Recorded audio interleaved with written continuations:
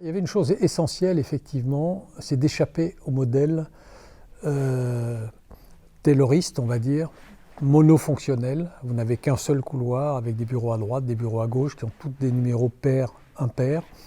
Et au fond, d'être un numéro dans une série totalement systématique de lieux. A contrario, on a voulu presque que les gens puissent d'une certaine manière se perdre. Et se perdre, c'est-à-dire qu'il n'y a pas qu'un seul chemin, il y a plusieurs chemins, ce qui donne à chaque fois la possibilité de se dire « tiens,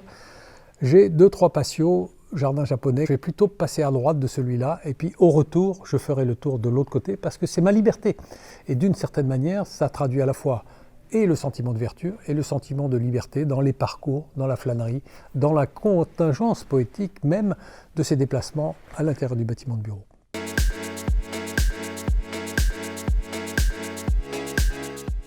Alors, le principe d'ouverture et le principe d'échappée, évidemment, est indissociablement lié à la question lumineuse. C'est-à-dire que pour que l'œil d'un visiteur en marche dans un bâtiment puisse comprendre et être saisi par cette transparence et par cette échappée phénoménologique, il faut absolument que ce soit la qualité de la lumière, sur laquelle nous avons beaucoup travaillé, qui inspire au fond profondément ce principe d'ouverture. Donc la lumière dans ce bâtiment, elle a partout été travaillée comme un appel, comme une générosité finalement, une amplification de ces rythmes diurnes, tombée de la nuit, soleil du matin, de façon à ce que véritablement les cycles circadiens soient au cœur même de l'édifice, en complément de la petite place qu'on a pu donner à la nature dans ces jardins japonais intériorisés.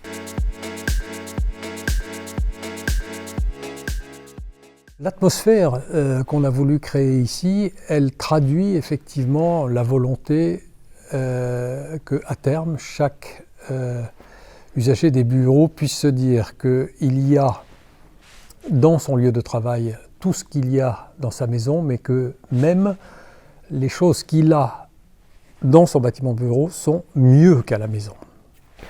Alors quand je dis mieux qu'à la maison, c'est-à-dire que bien évidemment l'échelle domestique, l'échelle de la maison, qui est une échelle dans laquelle on rassemble un certain nombre de gens,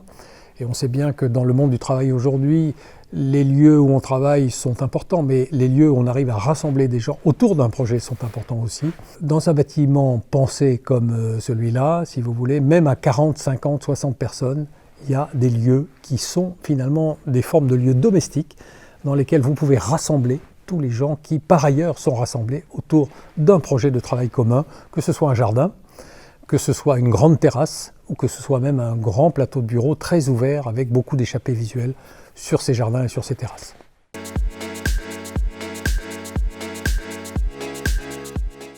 Alors mon endroit préféré à Hiro, c'est le hall, parce que c'est celui qui traduit en un point très précis toutes les échappées visuelles qui ont été construites à l'intérieur de ce projet pour suggérer l'idée de la petite cité et de toutes ces échappées visuelles, donc de sa contingence poétique, dans la profondeur d'un tissu dans lequel on va pouvoir ensuite aller explorer, se promener, flâner.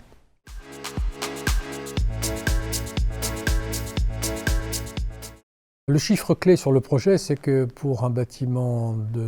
25 000 m² de bureaux, il y a plus de 3 500 m² de terrasses et de jardins. Et c'est le signe très évident de cette volonté,